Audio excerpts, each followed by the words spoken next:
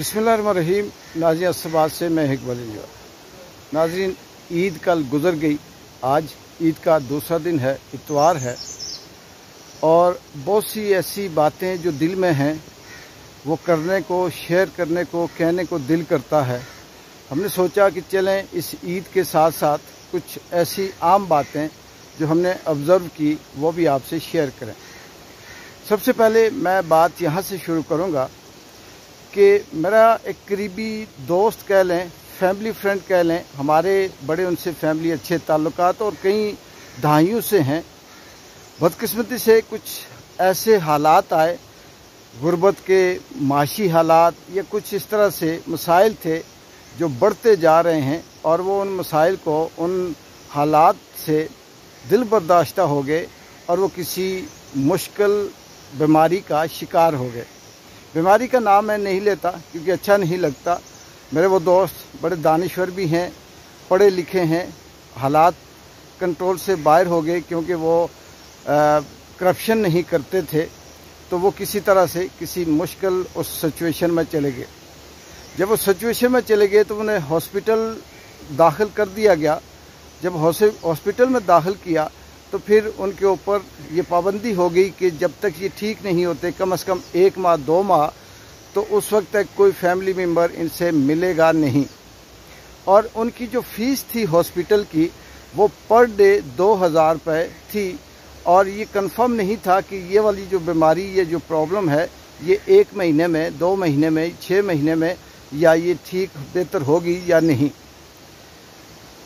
उनको इसी तरह से बंद रखा गया, गाइड की गई, लेकिन उनसे राब्ता नहीं था। उनकी फैमिली से गाय बगाए मैं कॉल करता, पूछता, अपडेट लेता, लेकिन यही इत्तला मिलती कि वो स्टिल उसी पोजीशन में हैं और वह अभी तक हैं, कोई बेहतरी की उम्मीद नहीं, डॉक्टर बात नहीं करवा रहे। यहाँ तक तो बात समझ आई, लेकिन दूसरा ये था क्योंकि हम सारे एक ही तरह की सोसाइटी या एक ही तरह की हालात के साथ लड़ रहे हैं या एक ही तरह के हालात का हमें सामना है, तो मैंने उन्हें पूछा कि कैसे गुजारा हो रहा है, किस तरह से माली हालात, फीसें या क्या कुछ चल रहा है, क्या कर रहे हैं।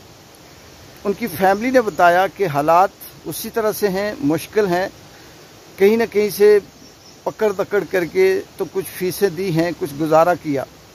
लेकिन जो अफसोस की बात वो ये है, मैंने कहा क्योंकि बड़े सोशल थे वो, उनके ताल्लुक तमाम तंजीमों से, तमाम जितने भी प्रोग्रामात होते, किसी भी हवाले से वो उसमें शरीक होते, पार्टिसिपेट करते। इवन कि ये जो अवामी एक्शन कमेटी के दोनों दफ़ा जो एहतजाज हुआ था उसमें भी उनका बड़ा कंट्रीब्यूशन था। तो उनकी फैमिली ने ये बताया कि बाकी तो कुछ है ये नहीं है, लेकिन मुझे अफसोस इस बात का है कि जितनी भी कॉलें मुझे आती हैं जानने वालों की, दोस्तों की, बाकी इस तरह से तंजीमी हवाले से, तो वो कॉल करके एंड पे ये कहते हैं कि मेरे लायक कोई हुक्म है तो बता दें, और अगर ज़रूरत पड़ी तो बताइएगा, ये मेरा नंबर है। उन्होंने कहा कि मुझे ये बताएं कि क्या उन्हें नज़र नहीं आ रहा है कि हम किस हालात से गुज़र रहे हैं? क्या उन्हें पता नहीं कि इस वक्त जो हमारी फैमिली के हालात हैं? उनकी मिसेज ने बताया कि जो मेरे शोहर हैं वो किस वजह से हॉस्पिटलाइज हुए हैं। क्या उन्हें नहीं पता कि हमारी माली पोजीशन क्या है? या तो ये बात ही ना कहें कि कोई हमारे लायक हुक्म हो तो बता दें, तो या फिर चुपचाप जो हो सकता है वो मदद कर लें, सपोर्ट कर लें, चाहे उसमें 500 हो, 1000 है, 10,000 हो, 5,000 हो। लेकिन ये जो रस्मी अल्फाज हैं कि मेरे लायक कोई हुक्म हो तो बता दें, तो उसने कहा कि मैं कैसे बताऊं? क्या मैं उनसे कहूं कि मुझे पैसों की ज़रूरत है? क्या मैं उनसे कहूं कि आज हमने रात का खाना नहीं खाया? क्या मैं उन्हें कहूं कि कल डॉक्टर की कॉल थी और उसने कहा था कि फ़ीस सबमिट करवा दें? उसने कहा नहीं कर सकती, और ये कोई भी नहीं कर सकता। सफ़ेद पोशी है, सारे सफ़ेद पोश हैं, बेबसी है।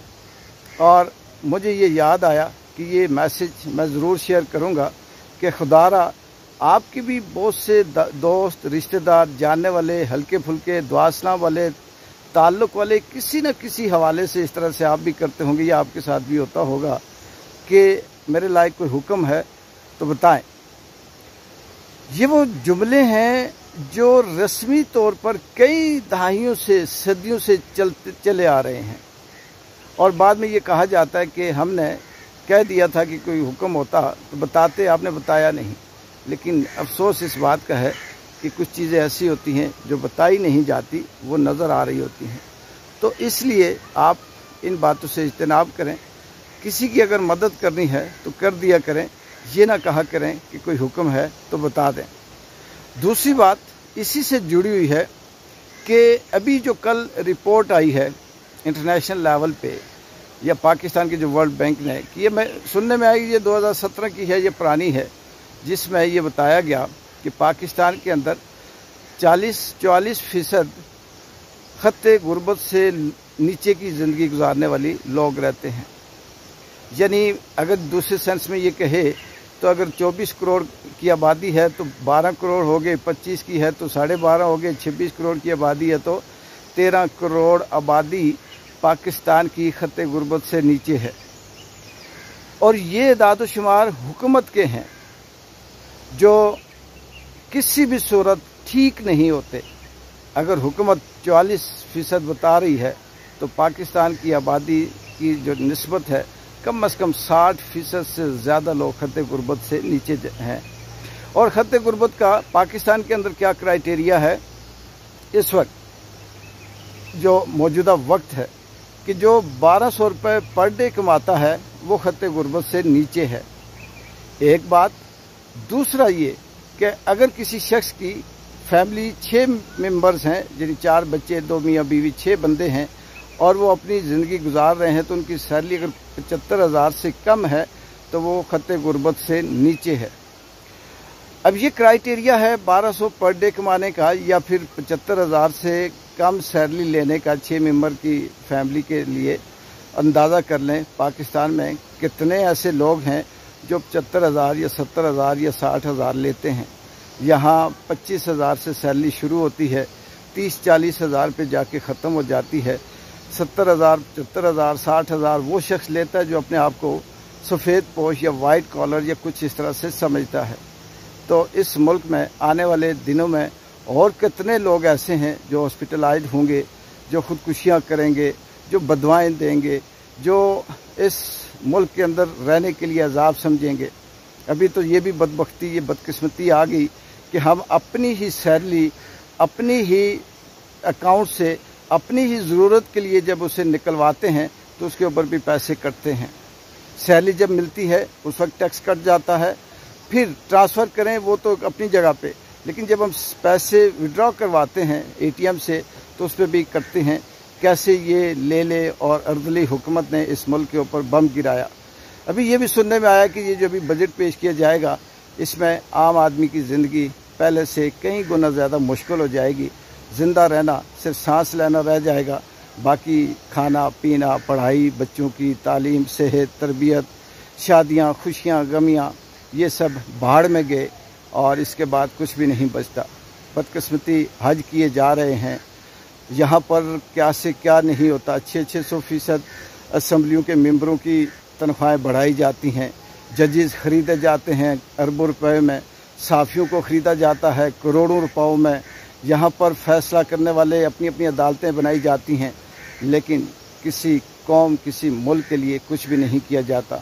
इससे साफ लगता है कि इस मुल्क का जो निज़ाम कानून जिसने जो ठान ली है वो सिर्फ़ और सिर्फ ये है कि हम हैं और हम ही हैं, बाकी ये सारे कीड़े मकोड़े लफ्ज़ बहुत छोटा है। ये सारे कोई बेगैरत, बदनस्ले और कमीन किस्म की इस मुल्क के अंदर रहते हैं जो ज़िंदगी गुजार रहे हैं। और शर्म आनी चाहिए उन लोगों को भी जो आज भी इन लेलों की, इन अर्दलियों की हमायत करके ये कहते हैं कि सब कुछ सही हो रहा है।